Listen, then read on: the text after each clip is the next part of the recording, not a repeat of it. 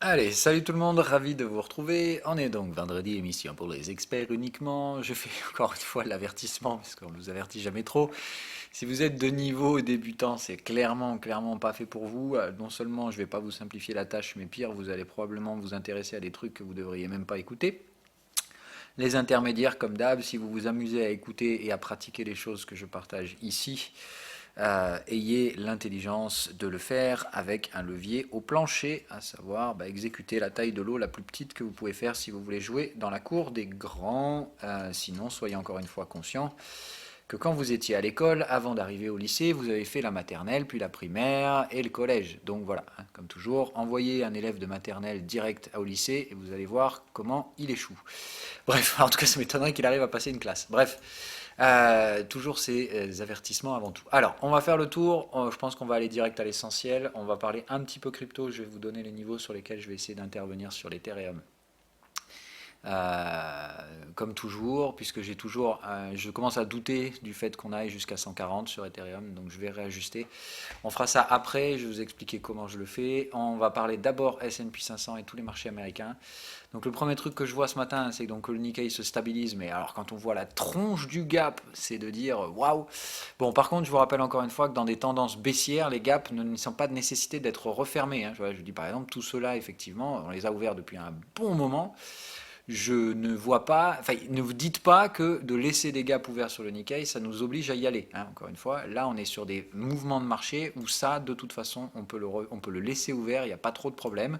C'est-à-dire, comme on est dans la deuxième vague de baisse, c'est au contraire la vague où si ça baisse ici, ça va accélérer. Donc, des gaps, on va en avoir encore plus. Donc voilà, faites attention à ça. C'est juste à noter, hein, voilà. Alors il faut être conscient ici que le Nikkei 225 qu'on regarde là, c'est effectivement le marché spot, hein. Donc voilà, ce que vous voyez, c'est le cash. Donc là, oui, il y a bien des gaps cash sur le Nikkei, mais les refermer, bon bah voilà, hein, si on voulait refermer les gaps, on sera à refermer ceux-là avant de se péter la tronche ici. Donc c'est pas encore certain que ce soit super bear, n'oubliez surtout pas ça. Vraiment, ne l'oubliez surtout pas, sinon ça peut vous coûter très cher. Euh, Maintenant, est-ce qu'il faut passer boule? Clairement, non. Moi, je pense pas. Je pense que cette fois, on a accumulé beaucoup de merde sur la macro, surtout que toute cette macro se maintient, hein. C'est-à-dire, rappelez-vous, dans l'ordre, c'était CPI en berne début 2018, ça avait causé la grosse baisse de marché. Les CPI sont toujours merdiques, hein. On va pas se leurrer. Enfin, c'est clairement pas bon, en tout cas. Derrière, en fin 2018, risque sur la croissance, c'est-à-dire révision de croissance clairement à la baisse. Rappelez-vous, à ce moment-là, on attendait encore 4% de croissance aux États-Unis. On est en train de basiquement essayer de se dire si on a 2, c'est bien. Ensuite, on a eu peur des résultats d'entreprise sur la même période. Bam, les résultats d'entreprise, pas bons, les guidance orientés à la baisse. Ça n'est toujours pas remonté. Donc la croissance ne remonte pas, les CPI sont toujours mal orientés. Euh, le merde. Euh, Enfin, bref, en gros, il n'y a toujours pas d'inflation, donc il y a peu de relance, en fait. Enfin, il n'y a pas d'inflation dans l'économie réelle, d'accord? Voilà, c'est ça. Donc il n'y a pas d'inflation dans l'économie réelle, ou très peu. La croissance est carrément en berne, les résultats d'entreprise sont au moins plafonnés, voire on pense probablement qu'ils vont devoir se payer. Enfin, c'est surtout que vu que les prix ont anticipé que les courbes de profitabilité allaient continuer, il va falloir réajuster les prix. Voilà, donc c'est un peu le risque. Donc très cher payer des actions qui vont probablement, ou ont déjà probablement atteint leur plafond de profitabilité. Et donc, si en plus de ça on ajoute une récession, c'est le double effet qui se coule mais négatif, quoi. Mais cela, ça, on n'en sait pas encore. Voilà. Est-ce qu'on va vers une récession ou un ralentissement? Voilà. Mais même un ralentissement, ça doit se voir sur les prix, hein, encore une fois. Comme là, on a anticipé la poursuite des courbes de croissance, des profitabilités d'entreprise, malheureusement, si ça s'arrête, il va falloir nous aussi s'arrêter pendant longtemps. Parce que là, on a anticipé plusieurs trimestres, donc théoriquement, je pense qu'on a au moins encore un an de range à faire si on veut repartir. Mais on peut repartir, bien entendu, si les choses ne se dégradent pas plus que ça.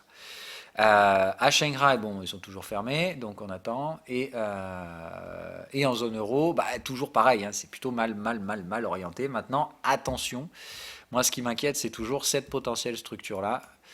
Alors, ce qui me gêne, c'est qu'ici, je vois pas deux vagues de hausse. Donc, c'est vrai que si ici, j'avais vu deux vagues de hausse, hop, pardon, j'aurais dit OK. J'en vois qu'une. C'est raison pour laquelle ça m'invite à penser que, bon, bah, en fait, ça, c'était juste la petite poussée de plus. Et je compte toujours de manière bête et mécanique, c'est-à-dire que, vous savez, les héliotistes, ils vont être là à dire alors, 1, 2, 3, 4, 5, 6, mais là, ça marche pas, 7, 8, 9, 10, machin, chercher des comptes complètement farfelus. Je vous ai toujours dit ça, quand vous êtes dans des ranges, d'accord, et que vous voyez que ça range, c'est-à-dire que ça, c'est pas un mouvement de tendance, c'est un mouvement un petit peu fort, oui, là, il y a une perception tendancielle, d'accord, mais le principe, c'est de vous dire, bon, ça, pour moi, c'est juste de dire, c'est des mouvements de range un peu catalysés à la hausse, c'est-à-dire que ça pourrait avoir l'air de tendance parce qu'on arrive à tenir des overlaps comme ça, et du coup, bah, ça, c'est typiquement un marché de tendance, sauf qu'un marché en tendance, bah, ça tient plus longtemps que ça. Alors, moi, dans ce cas-là, qu'est-ce que je fais? Bah, quand je ne sais pas, je compte 1, 2, 3, 4 égale range, point barre. Voilà, moi, je ne vais pas chercher plus loin que ça. Donc, il y a 4 attaques, on voit bien les 4 flux haussiers, chaque fois ponctués par des corrections, très faibles évidemment, puisqu'à chaque fois soutien des banquiers centraux. Mais voilà, je pense qu'en gros, sans ce soutien, on aurait vraiment eu des structures de range beaucoup plus faibles. Voilà, hein. Donc on catalyse des mouvements haussiers un peu puissants. Derrière, là, on voit clairement par contre un beau mouvement baissier avec un gros breakout. D'accord. C'est-à-dire qu'encore une fois, ça ne peut pas être un mouvement tendanciel. Il n'y a pas de break. On ne voit pas la phase d'accélération, de capitulation de la force opposée. Là, on la voit bien. Là, il y a bien la préparation, l'accumulation, le breakout et la fin de la tendance. Donc il y a une petite tendance ici sur le T inférieur. Donc moi, à partir du moment où j'arrive à identifier un schéma motif, je me dis, ok, ça en fait c'est comme ça à l'époque, d'accord? C'est bien, derrière effectivement on remonte, mais la suite c'est ça. Et je pense qu'aujourd'hui on en est là et que c'est à peu près ça qui nous attend derrière. C'est-à-dire que bah, on est remonté ici, ok, c'est bien, c'est cool, c'est fantastique, mais que ce qui nous attend derrière c'est un peu ça, quoi. Et que de ça arriver ici, ça m'étonnerait qu'ici on s'arrête. Et je vous dis, le problème c'est que si ici on a un sauvetage dans cette zone-là, c'est-à-dire faut pas écarter le fait que ça peut aussi pas trop mal se terminer. Et pas trop mal se terminer, ça veut dire bah, ici, sous les bas de range, il y a un soutien, relance économique, je ne sais pas, des programmes de relance européens, on ne sait pas. Voilà, il faut toujours placer les choses dans leur contexte. Moi, je pense qu'en l'état actuel, on devrait être là. Donc, je ne sais pas trop ce qu'on fout là. Toujours pareil, attente de banque centrale, vous pouvez chercher des raisons diverses et variées, moi je m'en fous, tout ce qui me dit c'est je pense qu'on va là, et que du coup je pourrais gérer mon risque. Donc le reste, j'en ai rien à foutre. Voilà. Donc je reste orienté vendeur. Le DAX, malheureusement, je ne l'ai pas, hein, donc ça me casse les couilles, j'aimerais bien l'avoir, mais bon, ça, il fallait quand même être chaud du gland pour choper des ventes ici. Pourtant, j'aurais pu le savoir, j'aurais pu le faire, mais bon, là, c'était quand même. Franchement, je l'attendais un peu plus haut, le DAX, hein, et je m'attendais à ce qu'on l'ait un chouïa plus haut. Bon, bref, donc du coup, je pense qu'il y aura quand même des pullbacks, un peu de ce style-là, hein, c'est-à-dire que ça risque de prendre un bon moment. Vous voyez qu'après l'attaque, en fait, moi je dirais que la structure dans laquelle on est, c'est vraiment cette réplique de là. Hein. Même chose à l'époque ici, on n'y croyait pas. Rappelez-vous, c'était par là le G20. Hein. Donc c'était le même truc, on n'y croyait pas, ça baissera pas. Ah non, G20 c'était là, pardon, je dis des conneries. Mais donc voilà, à ce moment-là, pareil, le double top ici, il y a très peu de gens qui auraient pu l'imaginer. Donc là, triple top, fallait quand même être super chaud pour le voir aussi. Ok. Je pense que voilà, on risque de se taper des retracements 61, 76. Donc moi, théoriquement, vers du 12 002, 12 003, le DAX, je pense qu'il faut le limiter et re-shorter. C'est-à-dire chercher un short avec un stop au-dessus du plus haut précédent.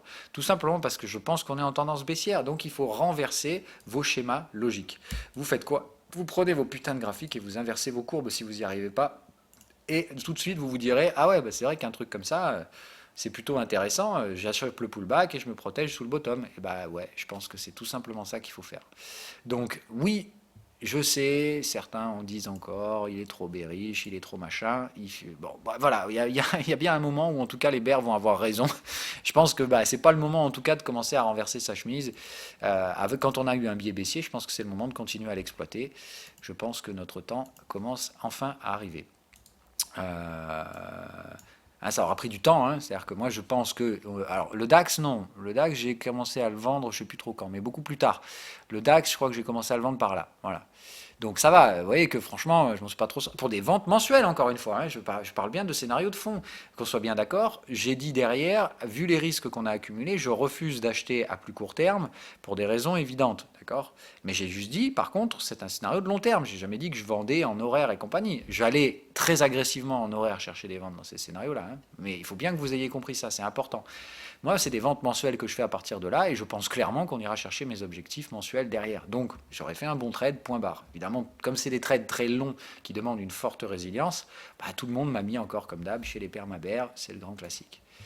Euh, le S&P, évidemment, là, c'est un peu moins bien, hein, c'est-à-dire que là, je m'y suis mis par là, mais c'était à peu près le même moment, hein, si vous regardez, c'était à peu près c'était les mêmes zones, hein, voilà. Moi, c'était ça, juillet-août 2017, c'est le moment où il fallait commencer à vendre. Alors évidemment, les Américains, eux, ont eu une structure un peu plus différente, mais je vous rassure, la finalité pour moi restera la même. Euh, donc voilà, S&P 500, donc des avalements baissiers mensuels, enfin des cassures baissières mensuelles. Alors pour l'instant, elles ne sont pas clôturées, mais bon, on est quand même le 3 octobre, les mecs ont déjà pété les plus bas, les plus bas du mois précédent, c'est quand même pas rien non plus. Donc moi, c'est ce que j'attendais hier, ça a été fait partout, puisque hier, au début de la session, le Dow Jones n'avait pas fait encore son pétage de plus bas mensuel. Donc ça a été fait. Je vous laisse regarder comment se sont comportés les prix par rapport à ce niveau. Donc ça, c'était le plus bas mensuel. Regardez, on était venu le chercher exactement, sans filer dessous. Alors évidemment, hier, on file dessous. Et dès qu'on arrive ici sur l'excès final, terminé. Maintenant, est-ce qu'ici, on a vraiment eu un pullback? Je ne sais pas. Alors soit c'était vraiment un tout petit pullback très très faible et on a fait la fin de tendance ici. D'accord. Et ça, dans ce cas-là, c'est notre schéma de vague étendue. Rappelez-vous, celle qu'on a travaillé, où je vous ai dit, hop, dans ce cas-là, on a fini le schéma motif. Le schéma motif qu'on voit bien en 4 heures, hein. Pardon, hop, je vais effacer ça. Rappelez-vous, le schéma, c'est une première vague, une conso, une deuxième vague de taille équivalente, un overlap égal une vague étendue. Problème, normalement, je vous rappelle quand même que selon les règles, la vague étendue, d'accord, hop, vous prenez les durées des vagues, dure plus longtemps normalement que les vagues précédentes. Donc là, on a fait une vague étendue, mais qui a duré aussi longtemps que les autres. Donc, moi, c'est ça qui me pose problème. J'ai l'impression qu'il reste beaucoup plus de baisse à Wall Street, tout simplement parce que c'est pas le fait d'y être allé vite qui fait qu'on va remonter comme les fois précédentes. Tout le monde se dit ça, hein, c'est-à-dire que, bon, évidemment, c'était quand même absolument magique hier de voir que quand on arrive là, hop, allez, Trump sort un tweet, mais c'était absolument magique. C'est même plus il développe maintenant. C'est pas de dire la délégation chinoise vient discuter, ils sont motivés, c'est de dire trade talk next week. Maintenant c'est mot clé quoi. Ça devient, c'est comique. Alors encore une fois, je maintiens hein, mon biais, c'est que c'est tragicomique et que c'est très comique pour l'instant, ce sera tragique après, mais pour l'instant c'est toujours comique. Donc on met pas la charrue avant les bœufs. Donc ces grotesques manipulations, encore une fois, fonctionnent. C'est très drôle, hein, voilà. Mais bon, je vous dis, il y a un moment où on rigolera beaucoup moins avec ces jeux-là. Donc pour l'instant, tenue de la zone ici, je n'achète pas pour l'instant les indices pour une raison très simple, d'accord? La survente, pour moi, c'est un signal qui est plutôt inquiétant. C'est un signal de tendance baissière à venir. Donc pour moi, en fait, ces signaux-là, là, j'étais très attentif. Je vous ai dit hier, regardez, on va probablement valider un signal sur des zones de débordement. Donc je vous avais quand même dit que cette zone était intéressante et qu'il fallait donc faire ces gestions du risque. Hier, il y a un signal qui est donc arrivé après le triangle. Déjà, c'est important de comprendre qu'il y a un ordre normalement à respecter. C'est-à-dire, on arrive sur la zone, on déclenche un signal et les prix confirment à la suite du signal. C'est rarement l'inverse. Ça arrive, ok, mais là, effectivement, on a donc une pattern de survente qui se met en place derrière. Bon, soit la survente, regardez, ça s'était produit là, et en fait, à chaque vague, on survend. Ça, normalement, c'est un signe de tendance baissière. Hein. Je vous dis juste ça comme ça. Donc, pour un signal de renversement acheteur, j'ai pas l'impression que la survente soit un signal exploitable. On aurait eu un exit, je vous aurais dit, là, je me serais sérieusement inquiété. Mais là, en gros, j'ai aucun signe de range. D'accord? Regardez, il n'y a aucun breakout de range, il n'y a rien du tout. C'est... Sincèrement, pour moi, il n'y a rien.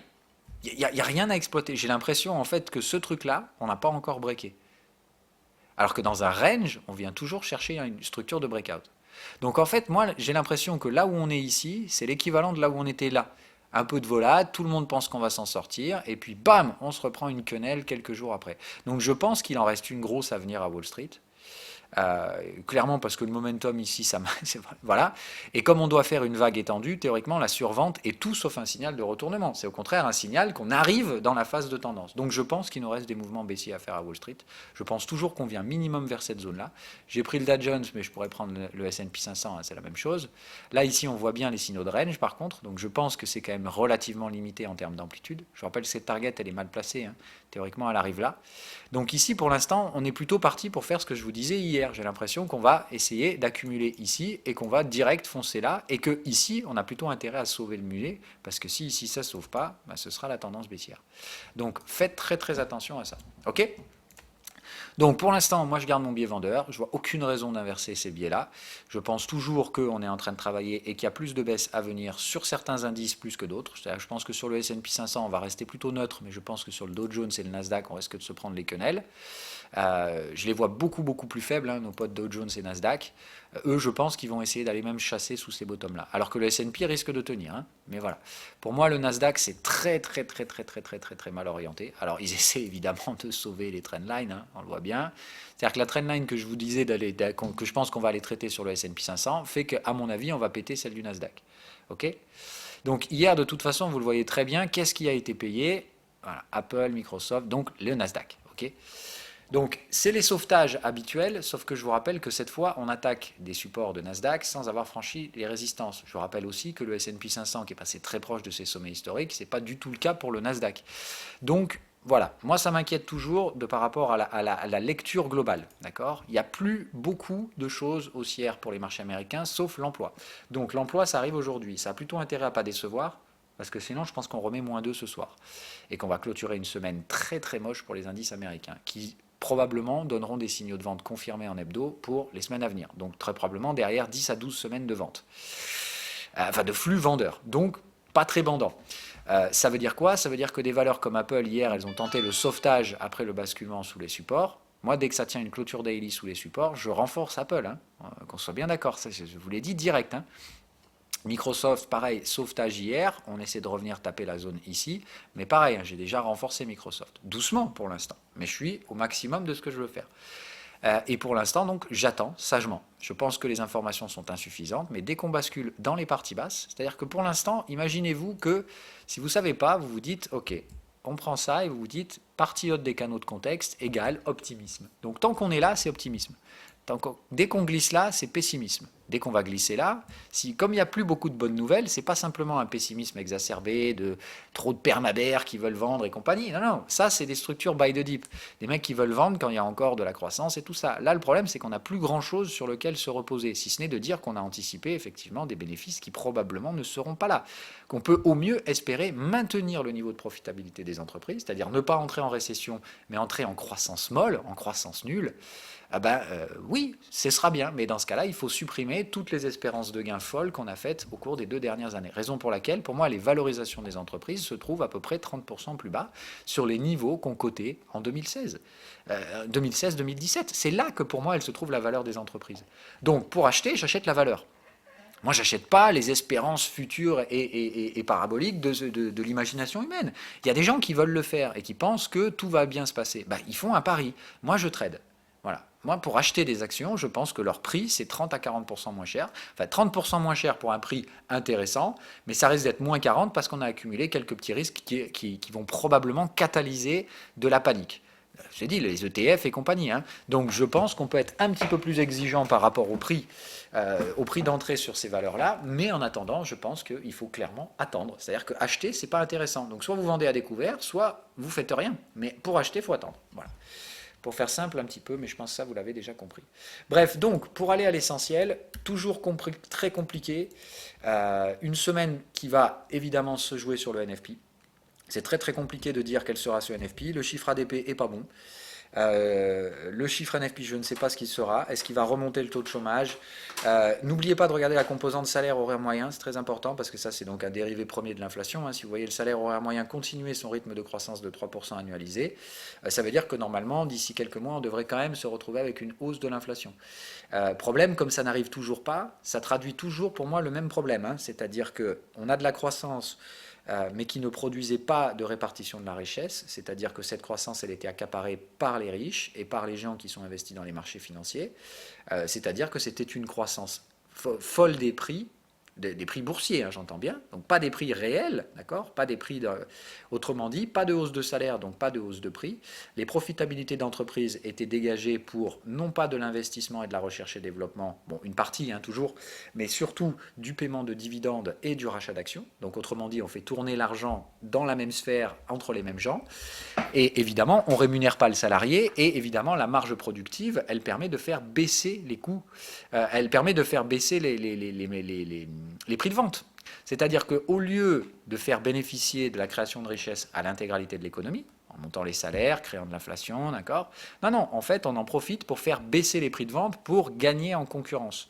Ce qu'on appelle la concurrence déloyale. C'est-à-dire que les grosses multinationales, ce qu'elles font aujourd'hui, c'est que comme elles arrivent à faire baisser leurs coûts de production par des effets d'échelle classiques, qu'est-ce qu'elles font? Normalement, elles devraient tout simplement mécaniquement générer des marges supplémentaires, payer leurs salariés plus cher. Non, qu'est-ce qu'elles font? Elles baissent les prix de vente pour manger toutes les parts de marché des opposants qui ne peuvent pas donc bénéficier des mêmes économies d'échelle.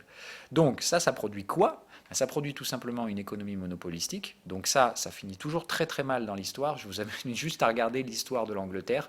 C'est juste flippant de ressemblance. Hein, l'époque des lords et compagnies, regardez comment ça s'est terminé, vous trouverez ça assez intéressant. Donc, c'est un peu ce truc-là. Donc, c'est le principe de dire aujourd'hui, l'économie américaine, elle accumule une énorme quantité de richesse dans une toute petite portion de la population très peu représentative, qui vit dans une fiction un peu spéciale à la Elon Musk, où en gros, dans 10 ans, c'est bon, on a des hyperloops partout, on va déjà sur Mars et compagnie, on stocke notre conscience dans des machines et compagnie, enfin bref, un futur, certes, qui risque d'arriver, mais dans probablement une cinquantaine d'années. Donc, et je suis encore très optimiste. Donc le principe, c'est que ces gars-là, ils font quoi? Ils vous vendent un futur ils vous vendent un futur. Voilà. Donc pour moi, ça reste toujours pareil, c'est du commercial. C'est de la science-fiction et ça relève de la science-fiction aujourd'hui. Le problème, c'est que comme les gens captent que la science-fiction c'est fantastique et que ça permet de vendre et que ça permet à l'humain de se projeter, c'est bien, tout le monde se projette et surtout eux en fait et les riches qui les accompagnent, puisque ces riches-là ne savent plus comment dépenser leur pognon. Je vous dis en fait, il faut que vous pensiez comme un riche. Alors je sais c'est difficile, mais en fait si vous étiez gavé d'argent à un point où tout simplement cet argent ne sert plus à rien, vous n'avez que deux choix, soit le donner, c'est-à-dire faire de l'humanitaire, répartir la richesse, soit tout simplement vous commencez à vous projeter sur des gadgets de riches. Et de vous dire comment vous faites dépenser l'argent d'un riche. Une fois qu'il s'est acheté une grosse bagnole, deux grosses bagnoles, trois grosses bagnoles, une grosse maison, deux grosses maisons, trois grosses maisons, qu'est-ce qu'il peut bien faire d'autre, nom de Dieu? Soit il est passionné d'art, parce que l'art, encore une fois, est une chose sans limite. Donc qu'est-ce qu'ils vont faire derrière? Ils vont acheter des tableaux à plusieurs millions et compagnie. Pour en plus faire de l'optimisation fiscale. Mais bref, ça c'est une autre histoire. Mais à partir de là, qu'est-ce qui peut faire rêver une personne qui a tellement d'argent qu'elle peut s'offrir tout, sauf certaines choses? Évidemment, vous pouvez vous acheter... voilà, mais il y a des choses que vous ne pouvez pas acheter dans la vie. C'est-à-dire que le bonheur ne s'achète pas en réalité. Et ça, voilà. Donc qu'est-ce que vous faites? Vous vendez du rêve à ces gens-là. Mais comment on fait rêver une personne qui est multimillionnaire et qui peut tout s'acheter? Vous lui faites rêver un truc qu'elle ne peut pas s'offrir aujourd'hui, mais que si elle donne beaucoup d'argent, elle pourra éventuellement être parmi les premiers à le faire demain. Vous lui offrez une vision du futur. La science-fiction, c'est la chose la plus productive pour faire sortir le carnet de chèques à un riche. Donc, évidemment, c'est ça qui marche en ce moment. Qu'est-ce qui marche? Voilà, on construit des fusées qui se reposent pour aller sur Mars, et dès qu'on pourra le faire, évidemment, on enverra des fusées sur Mars avec bourrées de millionnaires. Voilà, à 1 million le ticket pour aller sur Mars. Mais c'est ça qu'il faut que vous compreniez. C'est que aujourd'hui, ces trucs-là n'ont aucun sens. Et pour que 10 connards partent sur Mars à 1 million le ticket, il faut que le reste de la planète crève la dalle. Et ça, c'est quand même cruel, d'un certain sens, et c'est surtout déséquilibré, dans un sens où ce type de déséquilibre ne dure jamais bien longtemps. Donc je pense qu'il faut faire très attention avec ces visions du futur, qui sont probablement notre futur, ça je le maintiens, mais clairement pas le futur de dans 4, 5, 6, 10 ans. Voilà. Le futur que ces gars-là nous imaginent. Hein. Voilà. Eux, ils s'imaginent que de toute façon, l'argent permet de résoudre les problèmes techniques. Comme on a beaucoup d'argent, on résoudra tous les problèmes. Ouais, attends, on va déjà voir si tu vas réussir à garder ton argent plus de 2 ans. Parce qu'il ne faut quand même pas oublier les gilets jaunes et des trucs comme ça. Alors oui, évidemment, tu vas dire, c'est la basse couche populaire, ils n'ont pas de neurones. Alors, ils n'ont pas de neurones, mais ils ont des bras. Et fais attention, parce que les bras, au bout d'un moment, ça fait mal. Voilà. Donc, pour l'instant, moi, c'est la vision que j'en ai. Je pense qu'il faut être très prudent sur la capacité d'investissement et que justement c'est le moment de commencer à retirer un peu de ces rêves de futurisme qui certes doivent quand même nécessiter des investissements, mais certainement pas au prix auquel s'achètent ces investissements aujourd'hui. D'un point de vue Forex, alors évidemment on va regarder ça parce que donc là on a parlé des indices, donc tout simplement c'est on attend le moment où ce rêve de futur se détruit, puisque tout simplement aujourd'hui l'espoir de croissance est entretenu principalement par ces valeurs. D'accord, vous avez bien compris que de toute façon le secteur manufacturier c'est l'enfer, on est en récession, donc vous avez bien compris que c'est pas le productivisme qui va relancer l'économie, en tout cas pas maintenant, puisque de toute façon il y a une inertie par rapport à ces chiffres-là. Donc ça, si on relance le productivisme, c'est au moins 6 à 12 mois. Donc c'est ce que je vous dis, ça peut revenir, mais il faut recréer une société de consommation nouvelle. Autrement dit, je pense qu'il faut une rupture technologique. Je vais être très honnête avec vous, d'un point de vue philosophique, je pense qu'il nous faut une rupture technologique. Mais pas un truc qu'on a payé des millions, un truc incalculé. Voilà, un mec qui fait une erreur dans une expérience et on se rend compte que putain, il y a un truc fantastique. C'est toujours comme ça en fait qu'on a avancé dans le monde. C'est assez rigolo. Donc, soit on a une rupture technologique qui permet tout simplement pas de s'affranchir, mais de recréer un potentiel de croissance à partir d'une nouvelle source de production énergétique. Je ne sais pas, encore une fois, là, à ce jeu-là, je ne sais pas. Soit tout simplement, c'est le ralentissement, c'est la stagflation, c'est-à-dire c'est la stagnation de la croissance. Et la stagnation de la croissance, c'est des indices qui rangent. Alors on peut soutenir ça évidemment avec de l'inflation, mais le problème c'est que les marges sont quand même relativement limitées. Et puis les gens ne peuvent pas s'endetter ad vitam aeternam. Encore une fois, le problème c'est qu'une entreprise qui s'endette c'est bien, mais il faut qu'elle produise quelque chose, sinon au bout d'un moment, les banques arrêtent de prêter, quoi. Donc voilà, il faut faire attention à ce schéma-là. Le paradigme pareil du taux négatif pour créer de la fausse croissance et du crédit, bon c'est toujours pareil. Moi je pense que c'est quand même assez dangereux et tout ce que ça fera, c'est que ça fera perdre la confiance dans le système financier. Tout simplement, si pour rendre des riches toujours plus riches, il faut juste imprimer des billets et qu'on leur redistribue qu'à eux et pas aux autres, au bout d'un moment, les gens disent tes billets, on les utilise plus, c'est comme ça que ça fonctionne. Il faut faire très attention à ça, d'accord ? C'est de dire, si on crée de la monnaie, mais que la monnaie circule en boucle dans des schémas dont seules certaines personnes peuvent bénéficier, tout simplement, c'est ça qu'on fait en ce moment, avec les injections monétaires. Donc le problème, c'est que si on reste dans ce schéma-là, d'injection ciblée sur une certaine partie de la population, qui ne bénéficie pas au reste de la population, vous faites quoi ? Vous créez du crédit dans tout le reste de l'économie. Le jour où les gens ne peuvent plus payer, vous vous retrouvez avec un crédit crunch. Et ça, évidemment, c'est le truc que Wall Street redoute. Voilà. Donc pour l'instant, très très attention, structure de crédit un peu branlante, beaucoup d'hésitation, des chiffres macroéconomiques très très très branlants, et le dernier qui reste pour l'instant, pour moi, c'est le marché de l'emploi. Tout le reste, c'est mort, d'accord ? La production, on a bien compris que c'était fini, en tout cas qu'il n'y a rien à attendre de relance immédiate, qu'on est probablement embourbé pendant encore au moins 1 à 2 trimestres, grand minimum, je pense que c'est plutôt 2 à 4. Donc la seule chose, c'est maintenant d'espérer que les gens ne vont pas commencer à se faire licencier. C'est-à-dire que les entreprises ne commencent pas à licencier, que leur baisse de profitabilité, pour certaines, ne vont pas catalyser des licenciements. C'est tout ce qu'on espère. Voilà. Ils espèrent qu'on va absorber le choc et que les choses vont naturellement se raffermiser. C'est tout à fait possible. C'est un pari, clairement, je vous le dis, mais c'est un pari qui coûte très cher, tout simplement parce que, encore faut-il trouver des prix intéressants pour acheter. Je trouve qu'il n'y a pas grand-chose aujourd'hui d'intéressant à acheter sur la côte américaine. C'est pas l'avis de tout le monde. Donc côté Forex, qu'est-ce qu'on a ? Est-ce que le NFP va montrer tout simplement que le dollar est faible et au final que les marasmes américains n'étaient que des rêves et que là aussi on va atteindre le plafond, le plancher du coup du marché de l'emploi et tout simplement on va commencer à se dire oh putain merde, les entreprises commencent à embaucher moins avant de commencer à licencier et là c'est le problème. C'est toujours pareil, ne voyez pas l'économie comme une globalité, c'est les secteurs de l'économie qui vont probablement commencer à licencier. Très probablement les secteurs donc manufacturiers et qui sont touchés par ces choses-là, ce sont tous les gens qui sont soit en structure périurbaine, soit carrément hors des villes. Donc le principe c'est que ça c'est la population qui vote pour Trump et que ça c'est la population la plus touchée par l'Amérique, c'est-à-dire que ce sont des gens qui très rapidement se retrouvent en défaut. Ce sont des gens qui sont déjà majoritairement surendettés, d'accord ? Tout simplement parce que quand tu vis à la campagne, il te faut une bagnole, une grosse bagnole. Une bagnole aux États-Unis, c'est 45 000 $ minimum. Donc voilà. Donc ces gens-là achètent des bagnoles d'occasion, probablement avec des crédits subprime. Bon voilà, ce sont les couches sociales qui seront les plus rapidement impactées. Donc le problème, c'est ça, c'est que tout le monde aujourd'hui se dit le marché de l'emploi, ça va, les services, ça va. Bon, on s'est rendu compte hier que ça va pas non plus les services. En tout cas, que ça commence sérieusement à tirer la gueule. Mais là, le vrai problème, c'est la manufacture aux États-Unis. C'est de dire qu'est-ce qu'on fait de tous ces gens qui ne sont pas formés pour les services, qui ont travaillé une bonne partie de leur vie dans la manufacture et qui tout simplement, ce secteur manufacturier est clairement dans la merde. Et lui, il ne va pas se relancer dans quelques mois. Donc qu'est-ce qu'on va faire de tous ces gens? Voilà, c'est ça un peu le problème. Pour l'instant, ils sont absorbés parce qu'il n'y a pas trop de licenciements, parce que les boîtes pour lesquelles ils bossent tout simplement s'embourbent dans la dette. Mais je vous dis encore une fois, si le système de la dette commence à se crisper, il va y avoir, c'est le premier truc qui se passe, des faillites, ou en tout cas des dépôts de bilan, hein, voilà, je parle de dépôts de bilan, et dépôts de bilan, c'est des gens au chômage, hein, voilà. Mais des gens au chômage dans des secteurs dans lesquels ils ne seront pas réinsérés juste derrière. Ils auront bossé dans ce secteur-là depuis 20 ans et il n'y aura pas de débouché.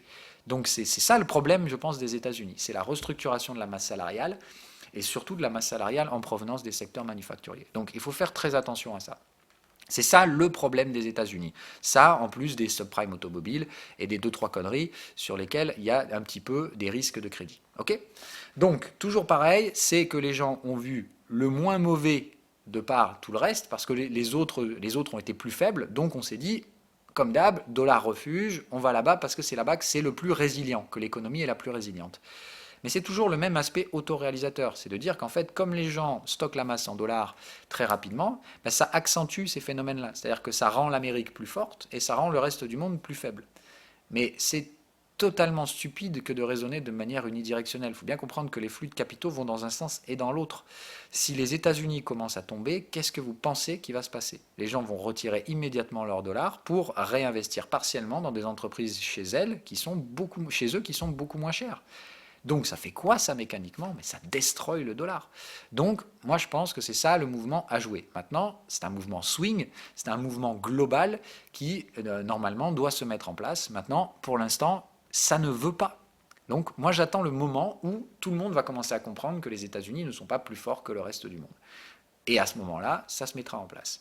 Derrière, l'autre gros mouvement de portefeuille que je joue et que je vous parle donc déjà depuis un bon moment, c'est de commencer à donc vendre Wall Street à découvert, parce que je pense un peu trop de rêve. Maintenant, ça, c'est le parti spéculatif du portefeuille. L'autre partie, c'est que je garde un cash absolument disponible pour commencer à investir derrière, une fois que cette phase-là sera terminée. Parce que je pense que la phase de crise sera rapide. Je ne pense pas qu'on ira dans des récessions longues, douloureuses, avec des taux de chômage à 20%. Je pense qu'on aura des baisses rapides et que ce sera très rapidement réglé.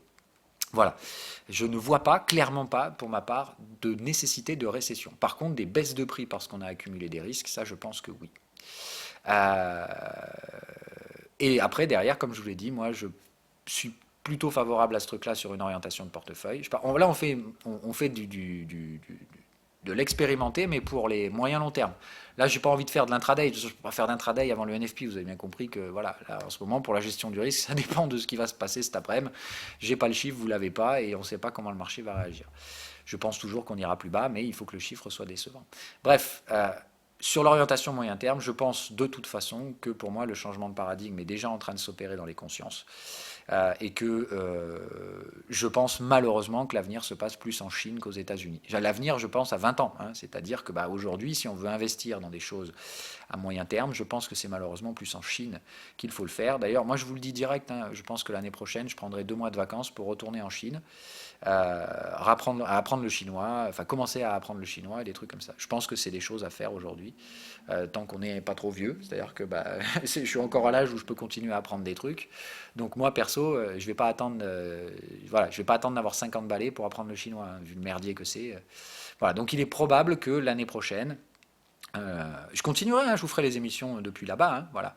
Peut-être pas l'année prochaine, ou en fin d'année prochaine, il faudra quand même que j'attende que mon Pichou soit un peu plus grand, pour que je prenne ces 2 mois, hein, puisque je ne vais pas l'amener avec moi là-bas non plus. Mais voilà.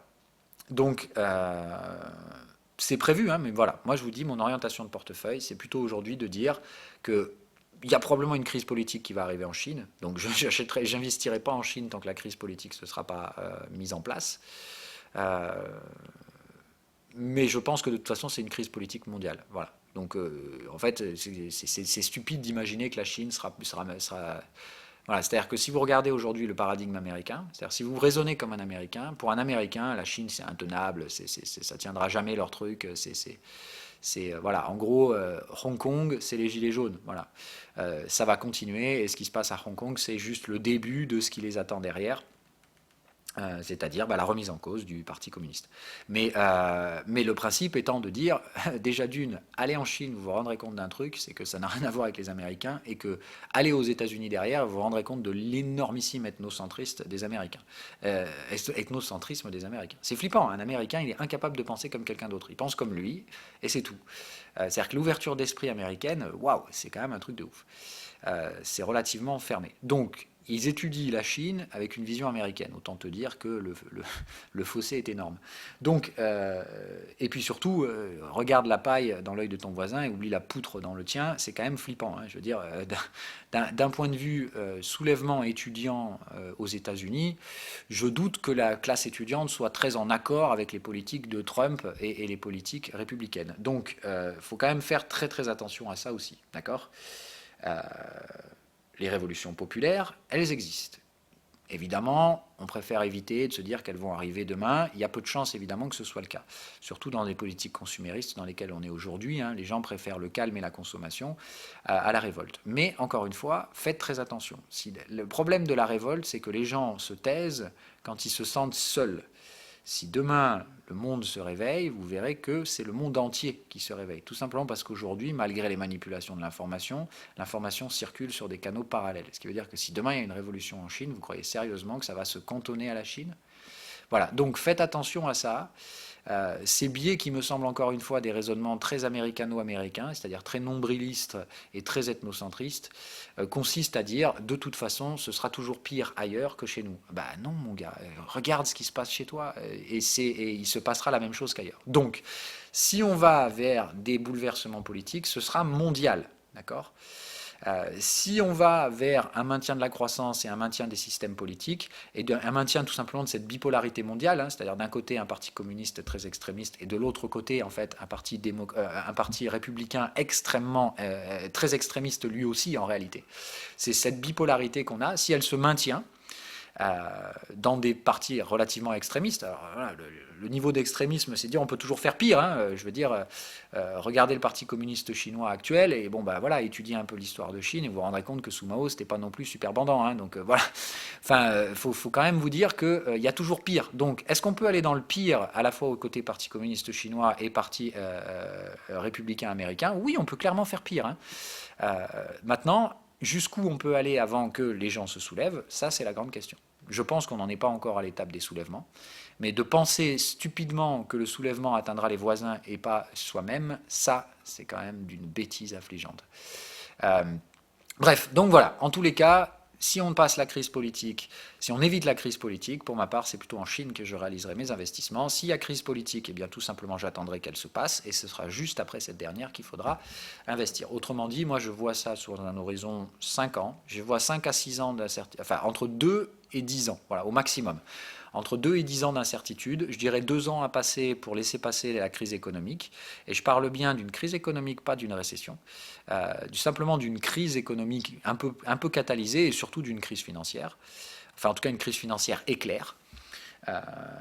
Et derrière, une fois que ça s'est passé, on regarde comment ça se passe. Si ça déclenche une crise politique, ben on va s'embourber probablement dans une crise majeure. Soit, si ça passe et qu'on repart, je pense qu'il faudra investir. Et là, pour moi, ce sera États-Unis et Chine, mais dans des relatives valeurs, c'est-à-dire pour moi un peu plus de Chine que d'États-Unis. Tout simplement parce qu'aux États-Unis, je pense qu'il va falloir s'habituer à la croissance entre 0 et 2%, alors que je pense qu'en Chine, ce même chiffre se situera entre 2 et 4. Voilà. C'est aussi simple que ça, hein, et je ne pense pas que la Chine retourne à 6% de croissance, voilà, clairement pas. Mais de toute façon, il y a une inertie juste par rapport à la taille de la population. C'est un truc de dingue, hein, mais voilà, vous ne pouvez pas comparer deux pays comme ça. Bref, donc d'un point de vue géopolitique, faites attention, gardez toujours ce point de vue-là. Dites-vous que ça c'est mon avis que je vous partage, mais si je vous le partage, c'est pas pour vous imposer mon avis, c'est simplement que vous compreniez la profondeur de raisonnement. Le raisonnement, il se situe pas à je pense que ceci, que cela, voilà. C'est ancré sur des choses. Certes, il y a beaucoup de parties subjectives là-dedans, il y a des choses qui peuvent être fausses dans ce que je viens de vous dire, j'en sais rien en fait, sincèrement. Mais voilà, essayez d'avoir un avis relativement construit pour une raison simple et évidente. Quand il s'agit de faire un investissement, il s'agit de se positionner sur plusieurs années. d'avoir un horizon de placement, voilà, on dit entre 2 et 10 ans. Donc le problème, c'est qu'entre 2 et 10 ans, si vous n'avez pas une solide conviction, l'important, c'est de surtout pas faire la girouette, d'accord, d'avoir des niveaux d'invalidation, mais quand on investit, on fait du buy and hold, c'est-à-dire que on n'investit pas plus que son capital, on ne met pas d'effet de levier, on choisit très intelligemment ses secteurs, et surtout, si on a tort, on accepte d'avoir tort pendant longtemps. C'est-à-dire que quoi qu'il arrive, moi je sortirai jamais ce qui s'est fait là.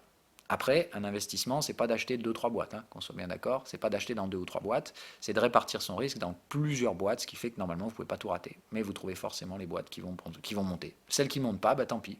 Quand il faut faire les comptes, celles qui sont jamais montées, elles vous ont coûté de l'argent. Celles qui sont montées seront montées normalement bien plus que ce que vous avez perdu. C'est typiquement comme ça que ça fonctionne l'investissement.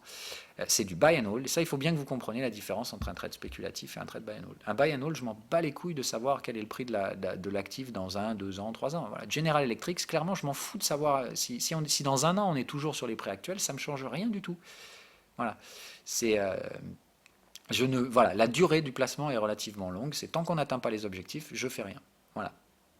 Et je ne fais rien dans l'autre sens. Voilà. Je suis prêt à perdre la valeur de ce truc-là, en sachant que quoi qu'il arrive, on ne perd jamais toute la valeur sur une action, puisque là, évidemment, on a aussi une valeur intrinsèque, sur tout simplement le prix de rachat au prix de l'entreprise elle-même, ne serait-ce que par ses bâtiments et ainsi de suite. Bref, voilà, donc ça c'était pour vous faire un point macro aujourd'hui sur la globale macro moyen terme. D'accord? Donc raisonnez bien vos importances. Si je le fais aujourd'hui encore une fois, et j'insiste bien, c'est important, c'est pas pour vous donner mon avis, ni vous influencer. C'est simplement pour vous faire comprendre que c'est très important, quand vous voulez orienter votre portefeuille, d'avoir un avis extrêmement construit. Autrement dit, c'est ça le contenu éducatif de la journée, de comprendre que ça, c'est très très important. Et que si vous n'arrivez pas à avoir autant d'aplomb, je vais faire simple, je vais même vous donner un exemple, un cas très pratique. Voilà. Maintenant que je vous ai expliqué tout ça, bon, ça m'a pris 40 minutes, et encore je peux rentrer bien plus dans le détail,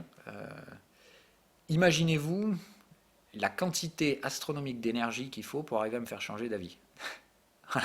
C'est-à-dire que je me suis informé, d'accord, je n'ai pas inventé, je me suis informé considérablement sur tous ces trucs-là. Il y a peut-être des mauvaises informations qui sont parmi ce lot-là. Encore une fois, je ne peux pas détenir la vérité et je ne peux pas vérifier et sourcer tout ce que je reçois. Mais voilà, ce qui est important, c'est que derrière, personne ne soit capable de vous faire changer d'avis. Pratiquement personne. Moi, demain, il faut vraiment que le mec soit extrêmement costaud en macro et qu'il arrive à démonter tout ce que j'ai dit.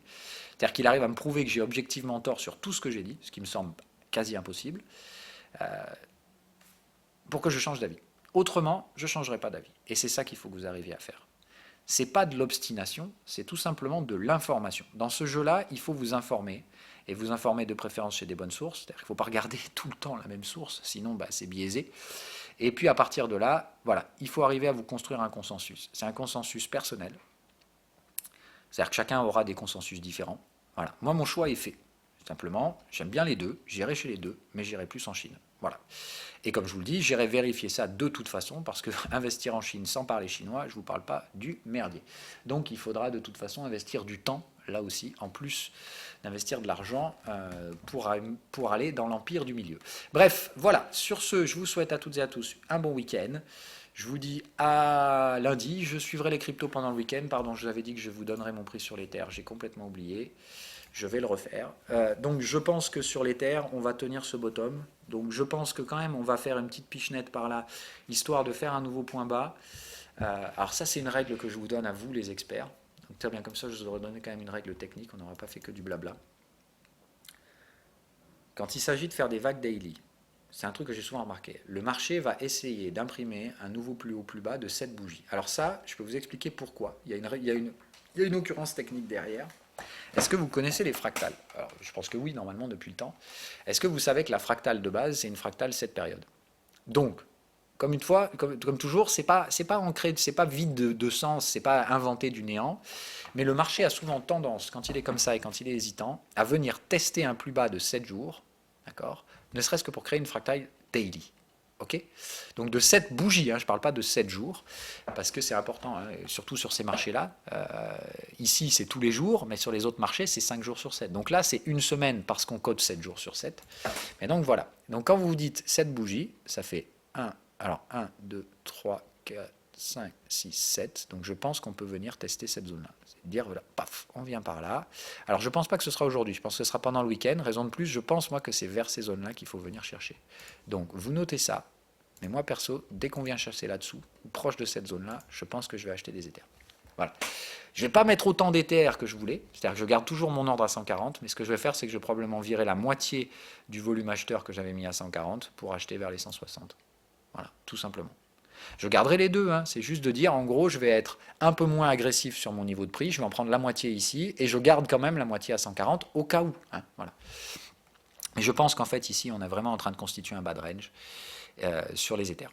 Je ne fais pas ça sur le Bitcoin, qu'on soit bien d'accord. Je pense toujours que Bitcoin ira plus bas, mais je pense sincèrement qu'à ce moment-là, je ne vois pas l'intérêt de poursuivre les mouvements vendeurs sur l'Ethereum. Par contre, je pense que l'Ethereum va revenir tester sa zone des 250.